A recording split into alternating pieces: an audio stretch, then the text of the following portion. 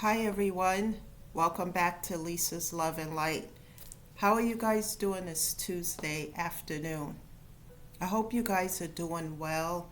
Thank you for listening to the messages. Thank you for supporting the channel. Thank you for showing up. I really show a lot of gratitude and appreciation for that. So thank you so much, guys.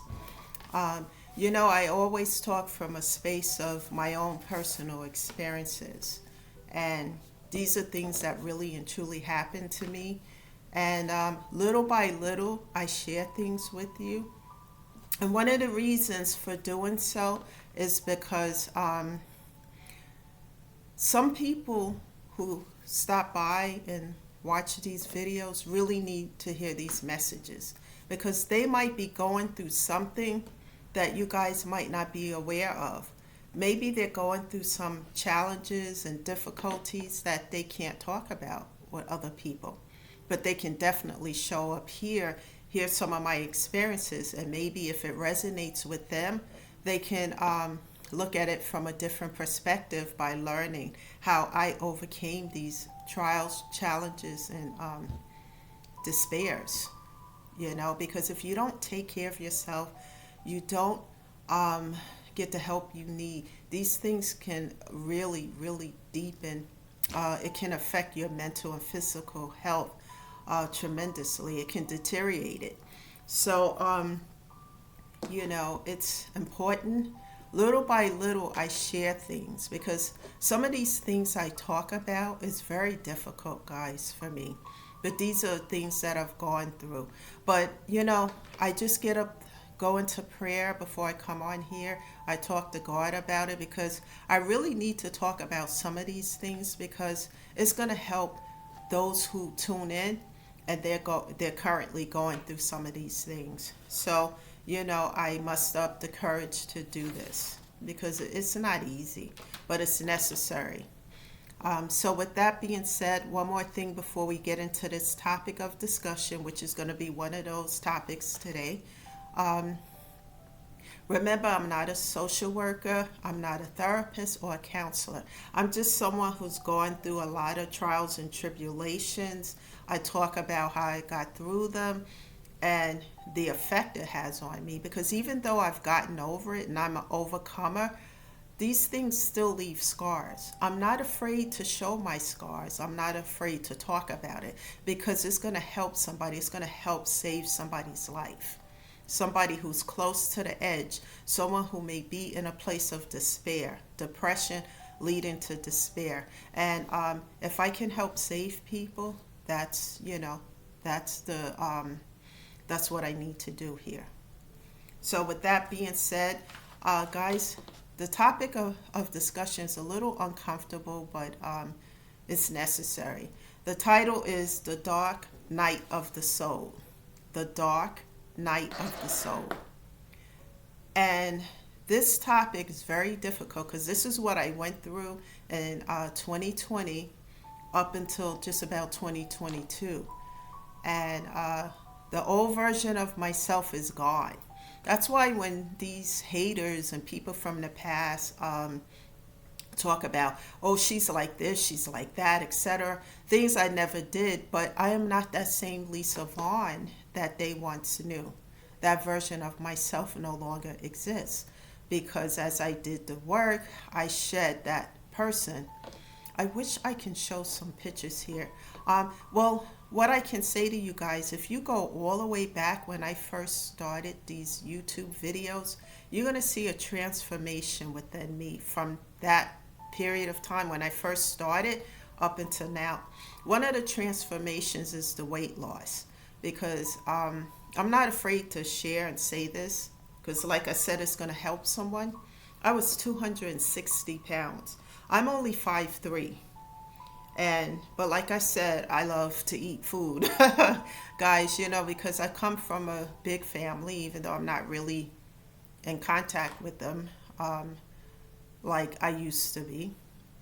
My grandmother had 11 children, and when I would go, they had a farm. My grandfather had a farm, and my grandmother loved to cook, but she was a slender, quiet woman with a strong strength. Um, she used to make, wow, a lot of food. My mom, I grew up on that, but I had to learn to control food and not let it control me because I started to have some health issues. Um, and it was either that or change things. And it was hard, guys. So that's one of the things you're going to see as you watch videos when I first started up until now that I have lost weight. I'm not exactly where I want to be, but I'm in a better situation because I was pre-diabetic, had all these issues and etc. that I don't have anymore. Thank God for that because I worked through them. So don't be ashamed to wear your scars. Don't be ashamed to talk about what you overcame because your story is going to help somebody else. You may not know you're helping that person because some people don't talk about these things that they're currently going through. Um, but it's necessary sometimes. So, with that being said, the dark night of the soul, you may be asking yourself what that is. Well, for me, what it was is this is one of the worst moments of my life. I have some notes here. It's when everything starts to fall apart. The foundation that's built that you thought you had on a solid foundation began to be a tower moment where a domino effect of toxicity takes place. And that's what I was going through during that time. Losing my mother was difficult to COVID. There was about people at the church I was going to about 10 people passed away. Several people in my family, good friend of mine, and it was a domino effect of death after death. Also, where I was living, the owner of the house there also passed away right after I lost my dog. And I had to move, and trying to move during a time where you're grieving and you losing everything, it was just horrific. It was the dark night of the soul because everything in my life was falling apart. Um, I didn't understand it at that time, but I surely understand it now, guys. Um, for me, it was a dark moment, like I said, of death. And all this during a shutdown, and it was just horrific. One of the worst things of that was being abandoned by people who I thought had my back and people who I thought were my friends, and I could count on them. Not for any financial support, but just support to be there, when I was going through these things. And I realized that all of that was fake, guys. There was nothing truth about that. I was left in a place of not just being abandoned during those times, but feeling in a place of despair, if you guys know what that feel like, a place of despair and almost brokenness, because I was down to the ground. So when people want to talk about, oh, you got too much now and you blah, blah, they don't know what I went through. If most people had to go through this dark night of the soul that I went through by myself, when I say by myself, with God, of course, God helping me. But I'm talking about in a physical, not having one person there to have my back to say, Lisa, I may not be able to change your circumstances, but I could be there to pray for you, to listen to you and hear you out. I didn't have any of that, but I was giving all that to other people, the people who I thought had my back. They were nowhere in sight, and they knew what was going on. But I felt like I was on a Titanic that was sinking, and everybody got off on a lifeboat and left me there and said, okay, get out the best way you can, because that's what it felt like, guys.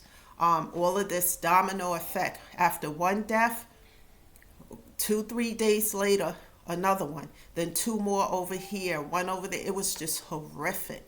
And then my dog was sick because he took a fall, down the steps.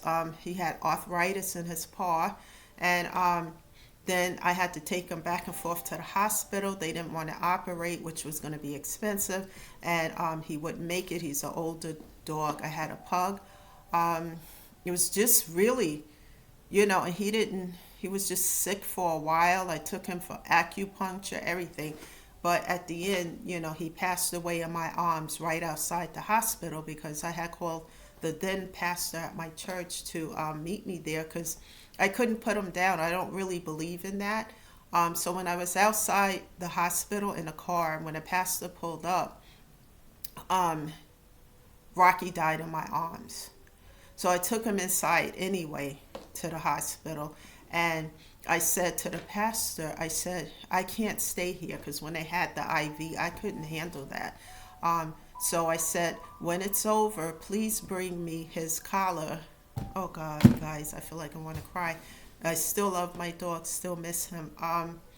And when she came back outside, oh God, to my car, and she brought the collar, and it had some of his hair on it. I fell apart. You know, my dog was everything. Anybody who's pet lovers, you know what I'm talking about. I have pictures with him. My son used to be so jealous of him, but he was part of the family. You know, he was there doing all the stuff.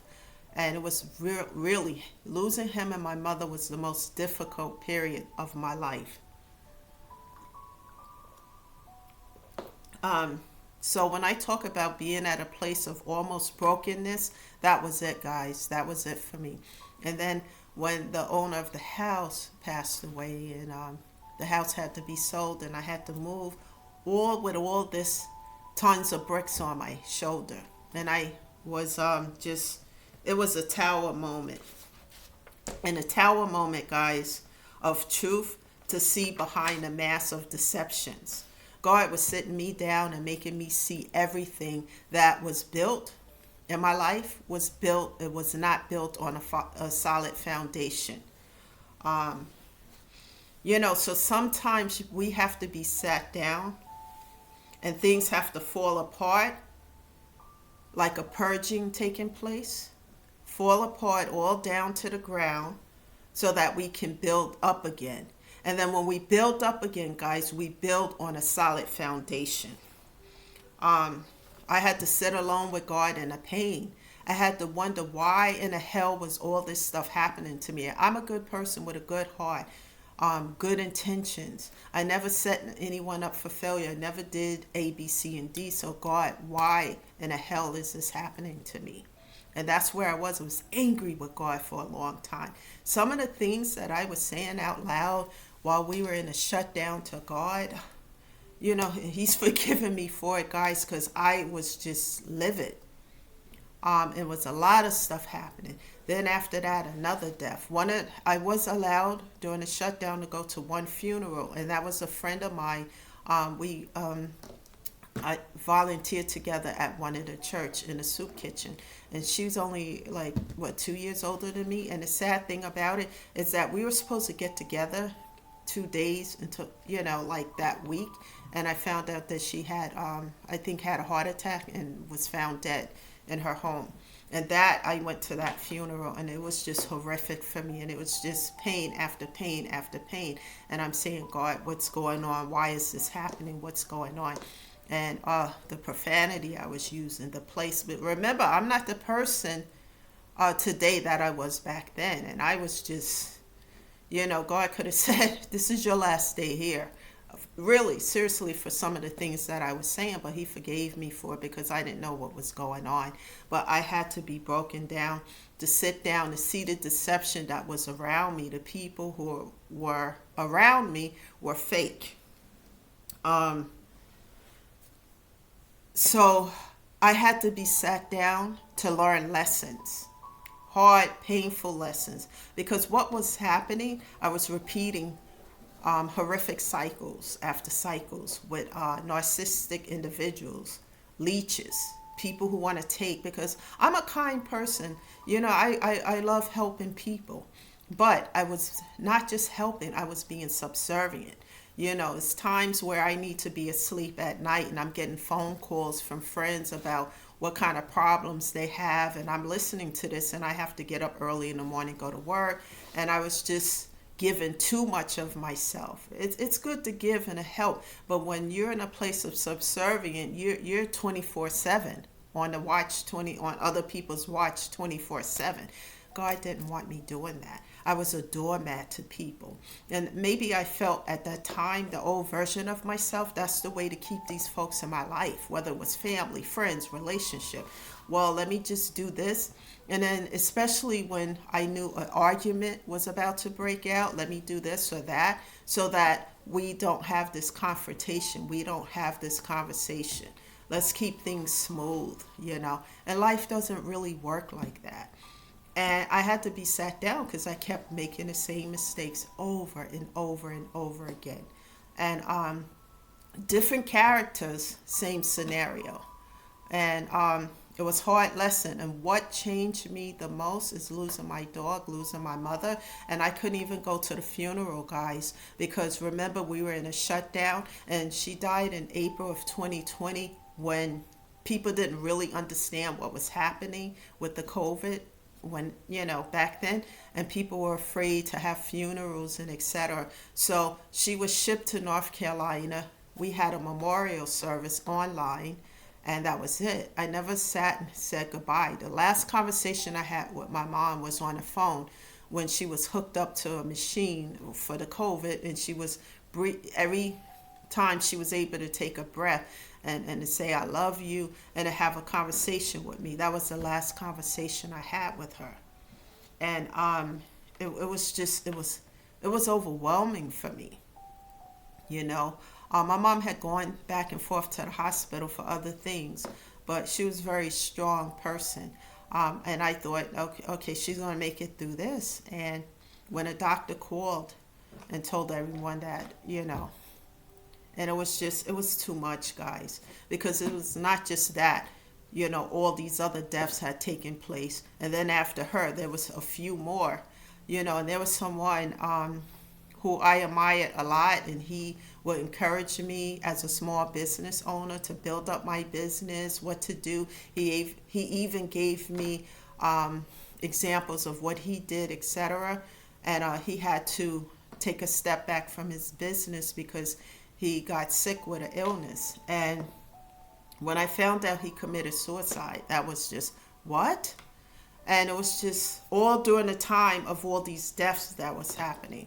So, guys, live your life to the fullest, you know, and if you have to do healing work, heal your mental and physical health, because it's worth it. It may be hard, it may be difficult to sit down and look at yourself, look at the people that you have around you. Please do that. Ask God to help you, because after I was angry with God and then I got myself together, I asked him to forgive me, and I asked him also to help me.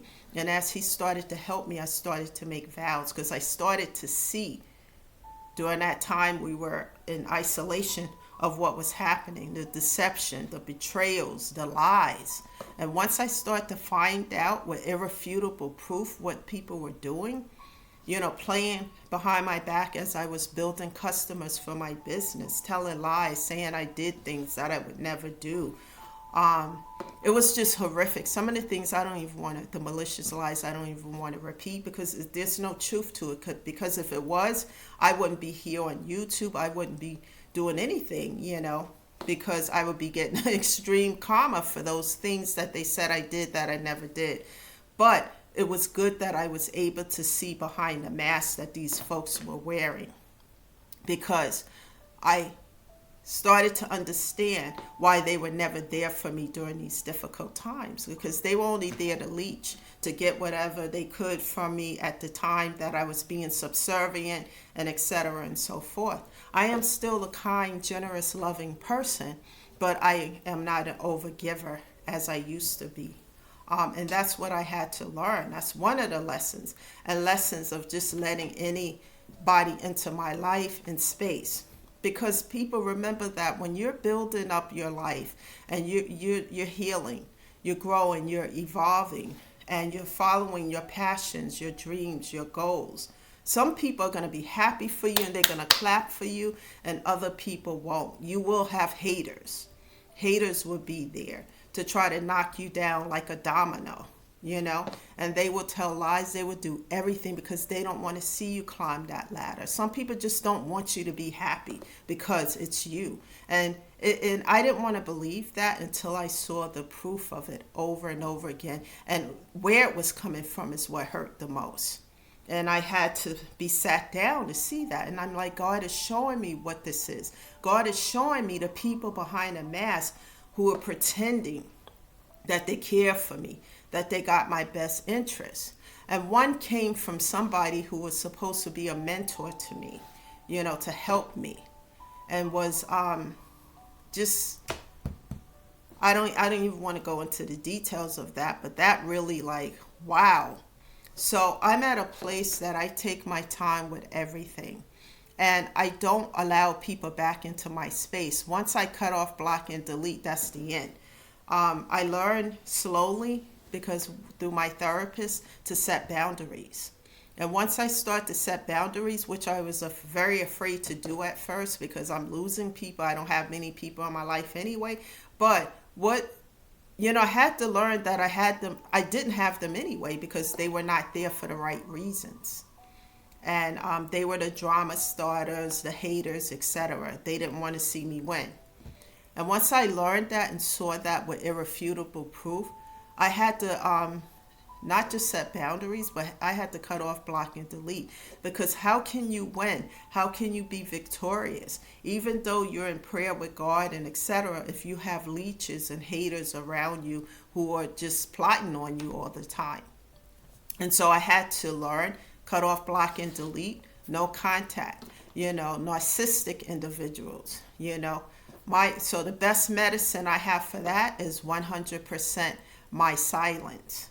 And like I did a video yesterday about disrespect. As I learned to heal, I learned to self-care turned into self-love. And I do things now for my highest good. I make a pro and con list. If something is not for my highest good, it doesn't belong in my life. I understand that now, guys, whereas before I didn't understand that.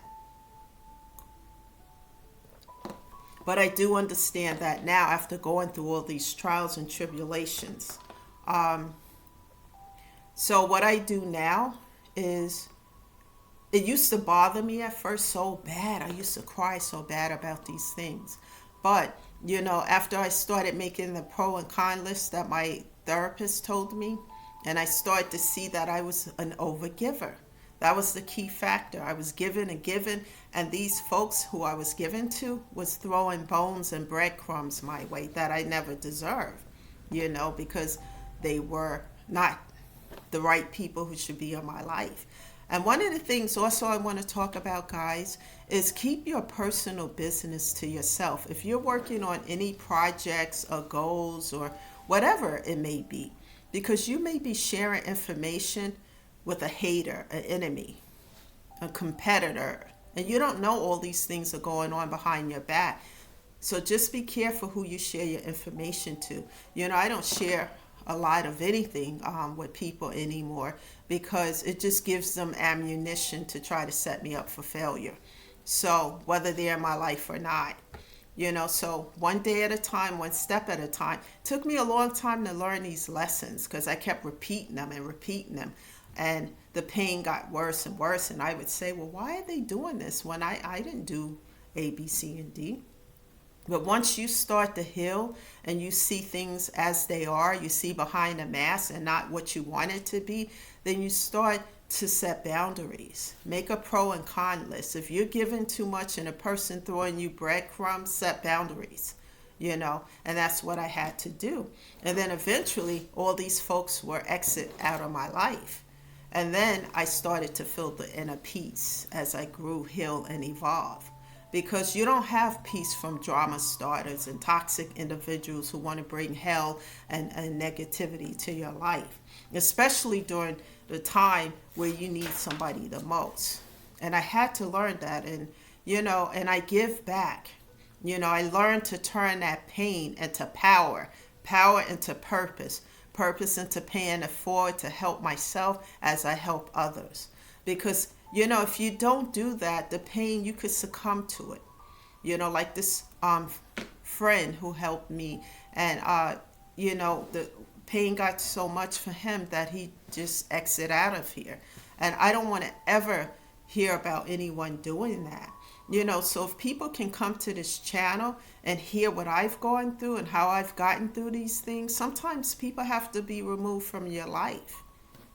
It's painful, it's hurtful, but once you see behind a mask who these folks are, then you can really make some decisions, set some boundaries, etc., so forth. And that's what I had to do. But what I also learned, guys, is as I shut those doors permanently and continue to stay on this journey to heal and move forward to help myself and others, God has been opening up new doors. I asked him to help me because this is not a one-man show. I could never survive the dark night of the soul without God. I would have succumbed to it a long time ago. It was God who raised me up. It is God who gives me the strength to show up every day, go to work every day, be on this channel, to take care of myself, to self-care, to do the things I need to do for me. If it wasn't for him, I wouldn't be able to do it. And he is holding me in the palm of his hand. It doesn't matter all that noise other people are making. As he take me higher and higher up that ladder, I don't even hear that noise anymore. It's like a faint sound of some sort that sounds far away, because God has been protecting me and lifting me up. And I'm grateful for that, guys, in Jesus' name. I'm totally grateful for that, because I wouldn't be here doing what I'm doing today. I wouldn't have the things that I have today if it wasn't for God. Like I said, this is a hard message for me to talk about, but it's necessary because somebody needs to hear this. Somebody is going through something right now that other people don't know about. And they're hurting deep in their spirit and soul, and they feel like they don't have no way out of this, but you do. I promise you, whoever's listening, because if I can do this without anybody around me but God, you can do this too. So don't allow yourself to sink into a place of despair. I had to pray and ask God, just bring the right people and circumstances in my life. And when those doors over here close, I promise you, as you start to do the work, you may not see results right away, but you will see the results if you don't give up on yourself and you keep moving forward and ask God to help you. Because what happened in my case is that as I did that, God opened up new doors with better situations, real people, authentic ones, better opportunities, which I would never think would happen to me. But God, the love of God, he will take care of you and lift you up if you trust him. And you keep moving forward. You don't give up, because he kept saying to me, don't give up. Keep moving forward. Don't worry about this over here. I got this. But you got to keep staying here and you got to keep moving forward. And that's what I do. I have haters every day wherever I go. I tune that out. I learned very early on in this transitional period to not pay attention to the noise. The best medicine is to tune it out. Because if you give attention to it, you're also giving your power to it. So take your power back and let that power work for you on your benefit, for your benefit. Whatever you're going through, give that to God and ask him to help you. And make a vow to continue to move forward to self-care, to take care of your physical and mental health. Remember, without that, you can't help yourself or anybody or do anything else around you.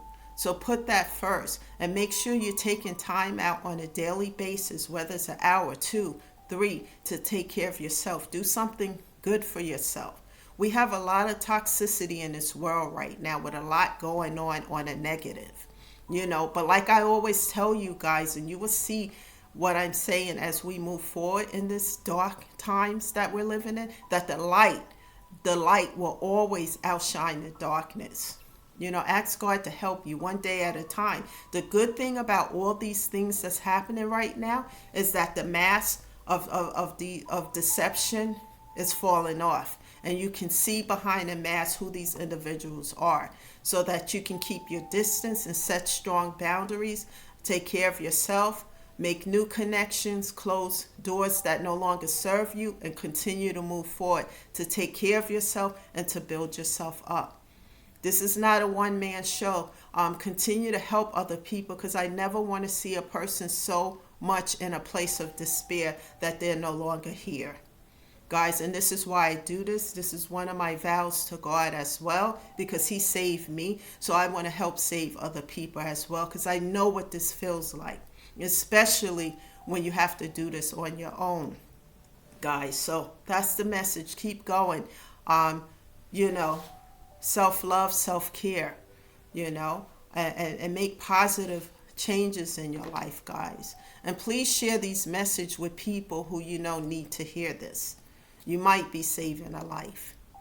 That is the message today, guys. Thank you for being here. Continue to show up every day, guys, because if it doesn't resonate with you today, it may resonate with you tomorrow. Just keep showing up, and thank you for being here. I really appreciate all of you. You guys have a great day. Remember to do something for yourself, and I'll see you sometime tomorrow. This is Lisa, shedding love and light always, guys. Until tomorrow. Bye for now.